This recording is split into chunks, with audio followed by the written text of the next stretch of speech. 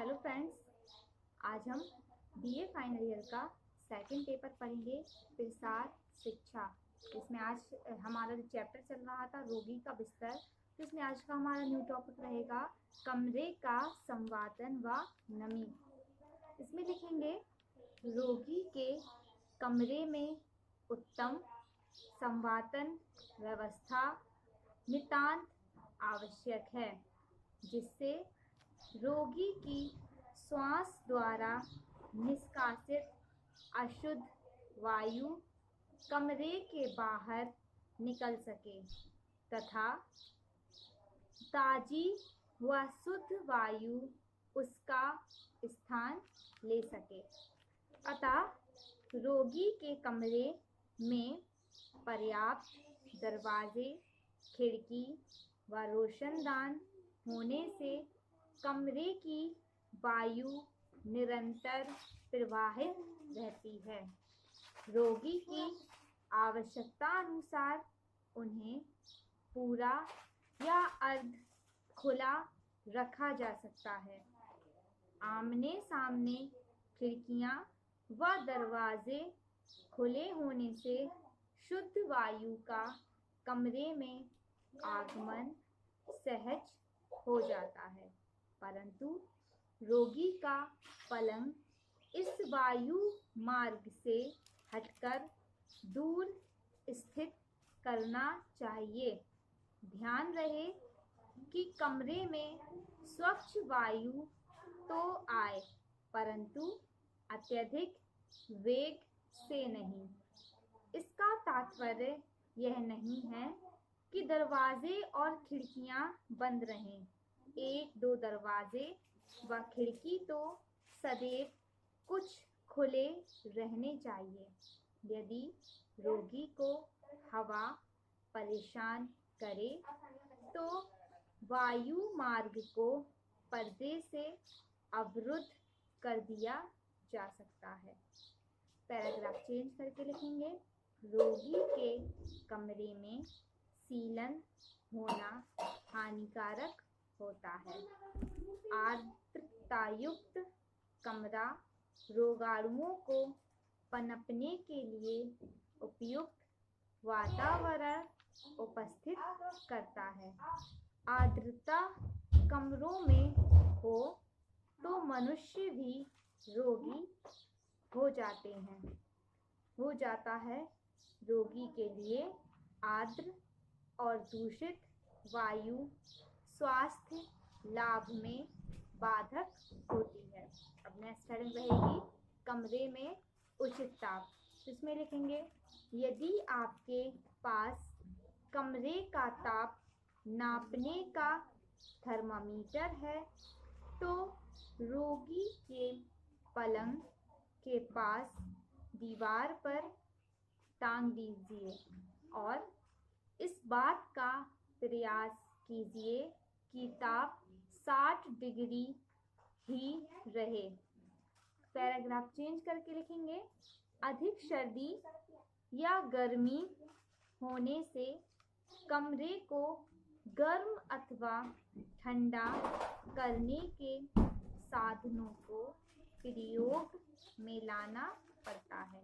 यदि रोगी का कमरा अधिक ठंडा है तो उसे गर्म करने में बिजली का हीटर अथवा कोयले की अंगूठी प्रयुक्त की जा सकती है।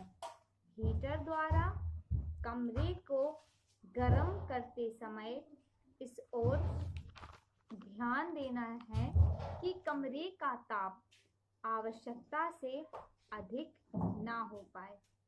अंगीठी का प्रयोग भी बड़ी सावधानी पूर्वक करना चाहिए।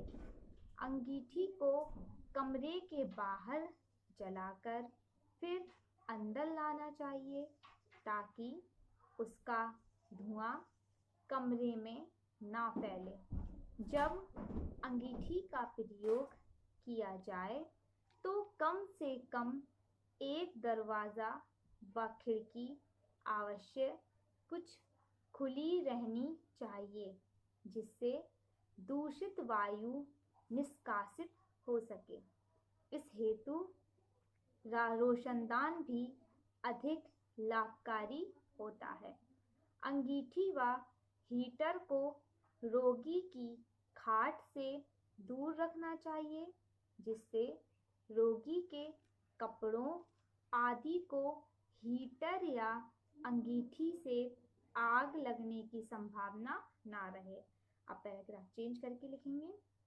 अत्यधिक गर्मी के कारण रोगी के कमरे को ठंडा रखने की भी आवश्यकता होती है।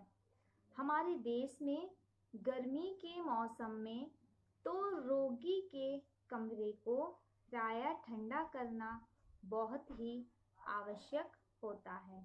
इसके लिए पंखे, कूलर, खस की चिकों आदि का प्रयोग किया जाता है। यदि टेबल फैन का प्रयोग किया जाए तो यह ध्यान रखना चाहिए कि रोगी को पंखे की सीधी हवा ना लगे और पंखा बहुत तेज ना चलाया जाए। पसीने की स्थिति में रोगी को पंखे की सीधी हवा से बचाना चाहिए। छत के पंखे के बिल्कुल नीचे भी रोगी की खाट नहीं होनी चाहिए। खसकी चिकों का प्रयोग किया जाए तो चिकें लगातार तर रहनी चाहिए। प्रातःकाल कमरे में धूप के आने से पहले ही दरवाज़ों के पर्दे फैला देने चाहिए। इससे भी कमरा अधिक गर्म ना होगा। अब नेक्स्ट हेडिंग डालेंगे, रोगी के कमरे का फर्नीचर, आवश्यक वस्तुएं एवं साज सज्जा।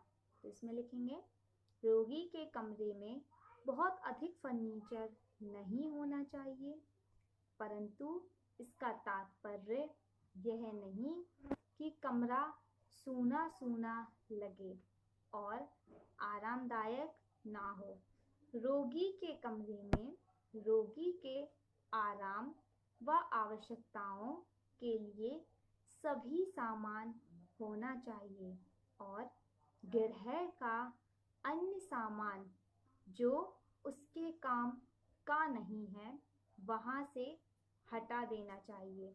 पैराग्राफ चेंज करके लिखेंगे, रोगी के कमरे में उसके आराम और परिचारिका की सुविधा के लिए उचित फर्नीचर व अन्य आवश्यक सामान का होना बहुत सहायक होता है।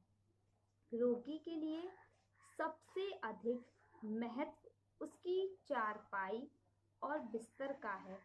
इसके पश्चात एक छोटी मेज भी आवश्यक है जो पलंग के पास हो और जिस पर उसके काम में आने वाली वस्तुएं रखी जा सकें। एक साधारण कुर्सी डॉक्टर के लिए और एक आराम कुर्सी परिचारिका के लिए भी चाहिए। जब रोगी की दशा गंभीर होती है तो परिचारिका के रोगी के कमरे में घंटों बैठना पड़ता है। मिलने वालों के लिए एक दो कुर्सियां, एक अन्य मेज जिस पर दवाइयाँ व उपचार में प्रयोग आने वाली वस्तुएं रखी जाएं, रोगी के कमरे में रहनी चाहिए। एक चल पर्दा स्क्रीन भी वायु के वेग से बचाने के लिए अथवा प्राइवेसी के लिए भी लाभकारी होती है। उपरलिखित फर्नीचर के अतिरिक्त रोगी के लिए अन्य कई वस्तुओं की भी आवश्यकता होती है, जैसे वमन व थूक, एक चिलमची व पानी का जग, सेक के लिए गर्म पानी के लिए रबड़ की बोतल या अधिक ज्वर की दशा में रोगी के सिर पर रखने की बर्फ की टोपी। अधिक निर्बल रोगी के लिए सैया शौच व मूत्र पात्र तथा एनिमा कैन की भी आवश्यकता होती है। सुसज्जित व आकर्षक कमरे में रोगी का मन प्रफुल्लित एवं स्वस्थ रहता है। यदि साधन व सुविधाएं उपलब्ध हों तो कमरे के दरवाजों, खिड़कियों व पर सुंदर पर्दे लगाने चाहिए। रोगी की रुचि के अनुकूल कमरे की दीवार पर कोई मनोहरी चित्र इस प्रकार लगाना चाहिए कि रोगी की दृष्टि उस पर पड़ी रहे। कमरे में सुगंधित व आकर्षक फूलों के गुलदस्ते सजाने से भी रोगी प्रसन्न रहता है।